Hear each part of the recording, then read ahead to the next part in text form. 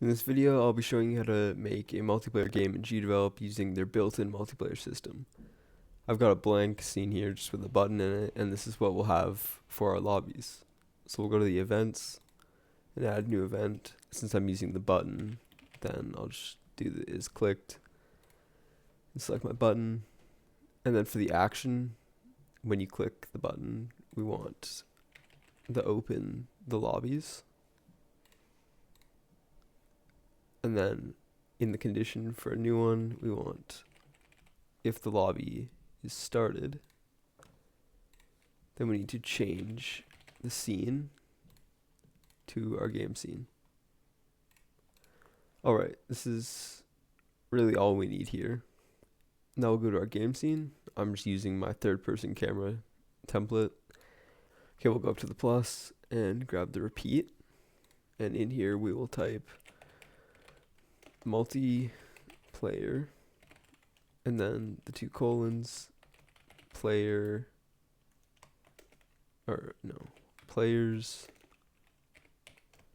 in lobby count at 2 brackets. Alright, and then in this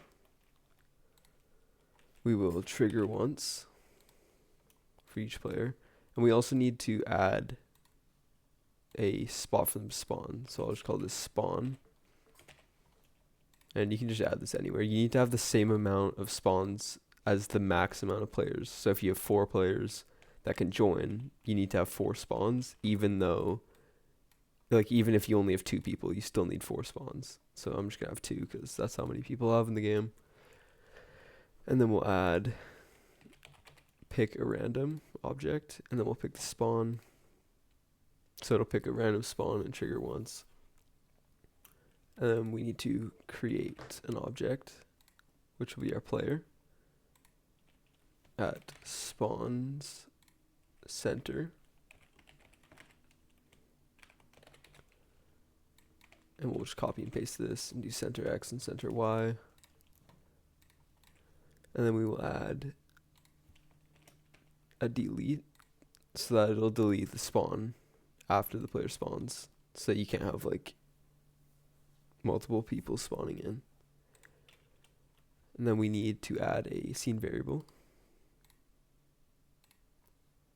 and call it whatever you want. I'm just going to call mine player count and apply that. And then we will change the variable player count, and just player count, we'll add 1. Here we'll change the owner of an instance. So let's search a multiplayer, and we need, okay, wait. Here we go. Player object ownership. And then we need for the player, and set the number to your variable, and mine's player count. There we go. Alright. And now we'll make sure we have the behavior multiplayer object on your player, otherwise it won't update for both players. So search that up and add it if you don't already. Okay, now for your camera. This is the camera I'm using, so we just need to add a new event and set this above everything else and make these all sub events. And then once you've done, then just add the condition is object owned by current player. We'll set that to the player object. Okay, now when we preview this, it kind of jitters around this other player while I'm walking, and it's because both players are trying to be controlled at the same time. So a way we can fix that is coming back to our events and adding a bunch of new ones. So below here, we can just take this actually. We'll add if the object is owned by the current player. Then we need to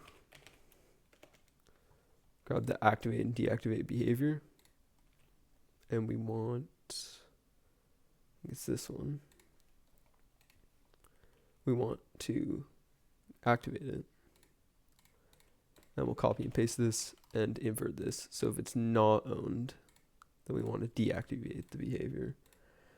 And we also need this for the camera too, because as you saw, the camera was jitting about. So we'll invert that and have those both, and then we'll change this to third person camera, and we'll set this one to yes. So now if we start this and launch it to Windows, then join the server, start it, it should all work perfectly. Oh yeah, look at that. Perfect. If you enjoyed the video or it helped you out, then consider subscribing and leave a comment if you have any other questions. Thanks for watching.